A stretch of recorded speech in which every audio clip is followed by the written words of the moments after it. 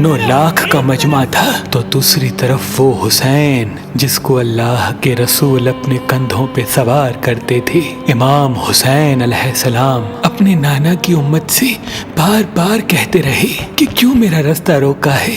ऐ लोगों, पहचानो मैं तुम्हारे नबी का नवासा हूँ। क्यों 3 दिन से मेरे बच्चों को प्यासा रखा है? क्यों मेरे अजीज व अकारिब को शहीद किया है? बताओ। नाजरीन, करबला में क्या हुआ था, 10 मुहर्रम में क्या हुआ था, बहुत सारे वीडियोस आप लोगों ने देखे होंगे। बहुत सारे लोग इस पर वीडियोस बनाते हैं। इससे पहले भी मैंने एक वीडियो बनाई थी, आप लोगों ने शायद देखी होगी। और आज भी आप लोगों के साथ एक वीडियो पे हम रिएक्शन करेंगे, एक वीडियो देखेंगे। उसमें मेरे भाई ने बहुत अच्छे तरीके से करबला में जो भी हुआ था अच्छे तरीके से उसने उस पर बात की है और अच्छे तरीके से वीडियो बनाई है। तो चलते हैं, पहले वीडियो देखते हैं, उसके बाद इस पर बात करते हैं। बेहतरीन वीडियो है, स्किप नहीं करना, मुकम्मल देखना और साथ साथ इस वीडियो को लाइक और शेयर ज़रूर करना। अल्लाह के रसूल हज़रत मोहम्मद मुस्तफ़ा सल्लल्लाहु अलैहि वसल्लम बार बार इमाम हुसैन को बुलंद करके दुनिया को ये बताते थे कि ये हुसैन मुझसे है और मैं इस हुसैन से। ऐ लोगों, अगर इस हुसैन पे कोई मुश्किल वक्त आ जाए और ये तुमसे मदद तलब करे तो इसका साथ देना, क्योंकि ये जन्नत के जवानों का सरदार है, मेरा खून है, मेरी औलाद है। लेकिन अफसोस अभी रसूलुल्लाह की रहलत को थोड़ा वक्त ही गुजरा था कि करबला के मैदान में एक तरफ 9 लाख का मजमा था तो दूसरी तरफ वो हुसैन जिसको अल्लाह के रसूल अपने कंधों पे सवार करते थे। इमाम हुसैन अलैहिस्सलाम अपने नाना की उम्मत से बार बार कहते रहे कि क्यों मेरा रास्ता रोका है। ऐ लोगों, पहचानो मैं तुम्हारे नबी का नवासा हूँ। क्यों 3 दिन से मेरे बच्चों को प्यासा रखा है? क्यों मेरे अजीज व अकारिब को शहीद किया है? बताओ। क्या मैंने रसूलुल्लाह की शरीयत में तरामीम की है? किसी इंसान का हक खाया है? किसी इंसान पे जुल्म किया है? इतने में फौजे यजीद एक आवाज में कहने लगी, ऐ हुसैन, हम सब तुझे तेरे बाबा अली के बुग़्ज़ में कत्ल कर रहे हैं ताकि यजीद हमारी झोलियां दौलत से भर दे। इमाम हुसैन ने फरमाया, ऐ लोगों, आज जिस इस्लाम का अलम तुम्हारे हाथों में बुलंद है, ये अलम मेरे बाबा अली ने बुलंद किया। मत भूलना, खैबर और खंदक में अगर अली ना होते तो इस्लाम की फतह नामुमकिन थी।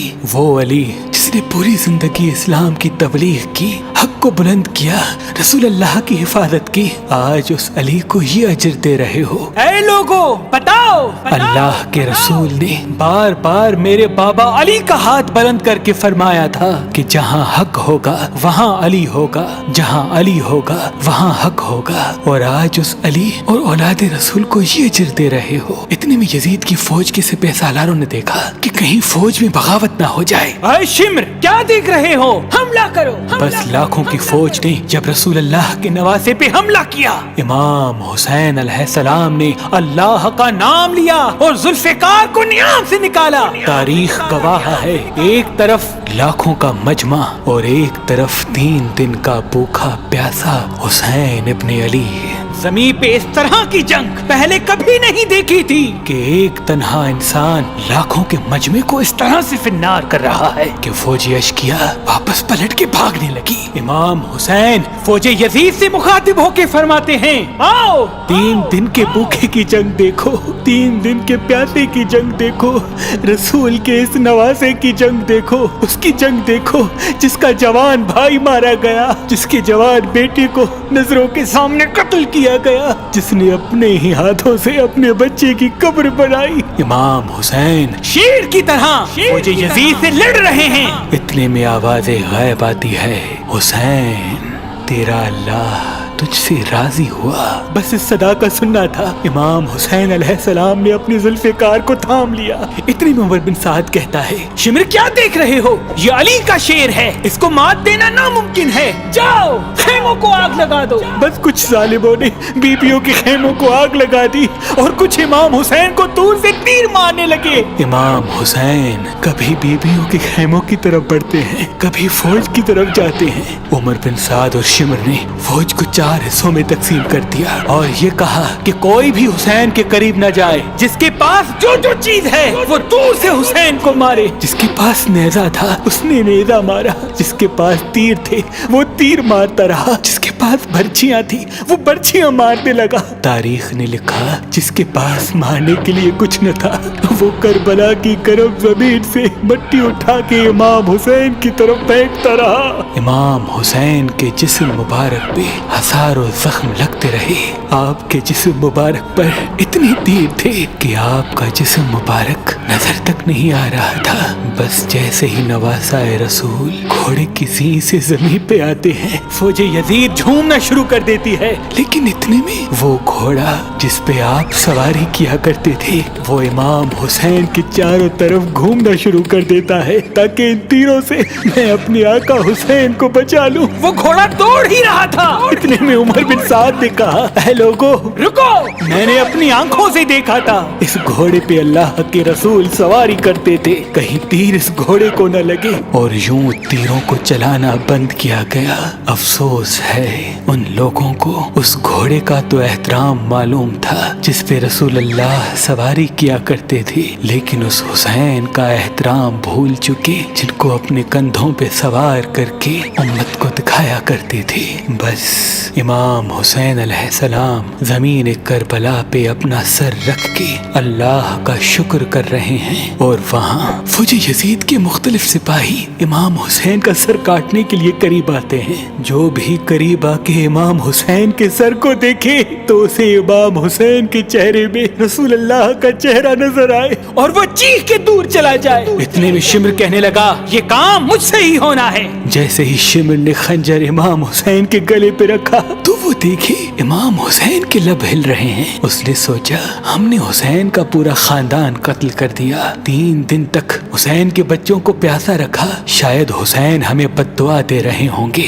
سننے کے لیے کان قریب کرے تو کیا سنے, امام حسین علیہ السلام اللہ کی دربار میں اللہ کی نعمتوں کا شکر کر رہے ہیں کہ اے اللہ تیرا شکر ہے کہ اس عظیم امتحان کے لیے تو نے اس حسین کو چنا. اتنے میں امام حسین نے آنکھیں کھولی اور شمر سے کہا اے شمر کیا تو نہیں جانتا میں رسول اللہ کا نواسا ہوں, جنت کا سردار ہوں, حق پہ ہوں, بے جرم ہوں. شمر نے کہا ہاں مجھے معلوم ہے. پھر آپ نے فرمایا تو کیوں قتل کر رہے ہو؟ شمر نے کہا تاکہ یزید میری جھولی دنیاوی دولت سے بھر دے. بس یہ کہتے کہتے شمر امام حسین کا گلا کاٹتا رہا اور فوج یزید مسلسل جھومتی رہی. امام حسین کے سر قلم ہونے کے بعد سادات کو لوٹا گیا. امام حسین کے سر مبارک کو نوک سنا پہ بلند کر دیا. بی بی سکینہ کو تماچے مارنے لگے.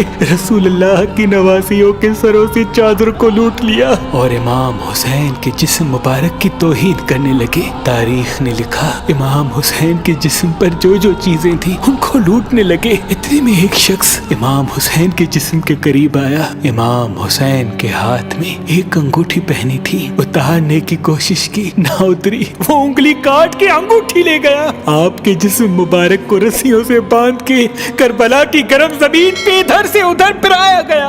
اتنے میں عمر بن سعد نے کہا اے شمر حسین اور اس کے ساتھیوں کی لاش کا وہ حشر کرتے ہیں کہ رہتی دنیا تک کوئی بھی یزید کے خلاف آواز نہ اٹھائے. سب کے جسم سے سروں کو کاٹ لو اور سب کی لاشوں کو پامال کر دو. زمین کربلا گواہ ہے, کہیں سے کوئی قبیلہ اٹھ کے آتا ہے اور کہتا ہے کہ ہم حر کی لاش کو پامال ہونے نہیں دیں گے. کہیں بی بی ام لیلا کا قبیلہ آ کے کہتا ہے کہ ہم علی اکبر کا لاشا پامال ہونے نہیں دیں گے. کہیں بی بی رباب کے قبائل کے لوگ کہتے ہیں ہم علی اصغر کا لاش پامال ہونے نہیں دیں گے. ایک ایک شہید کی لاش پامال ہونے والی جگہ سے ہٹائی گئی.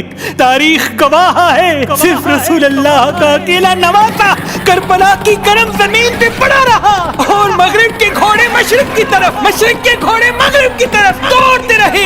امام حسین کا جسم پامال ہوتا رہا. امام جعفر صادق علیہ السلام فرماتے ہیں میرا سلام ہو میرے اس غریب دادا پر جس کی لاش کو اس طرح سے پامال کیا گیا کہ ان کی دائیں پسلیاں بائیں پسلیوں کی طرف چلی گئی اور بائیں پسلیاں دائیں پسلیوں کی طرف چلی گئی, جن کا سینہ اور پشت ایک ساتھ ہو گیا. سلام ہو میرے اس بے وطن دادا حسین پر جن کے جسم مبارک کے ٹکڑوں کو زمین کربلا پہ بکھیرا گیا، سلام ہو، سلام ہو، سلام ہو۔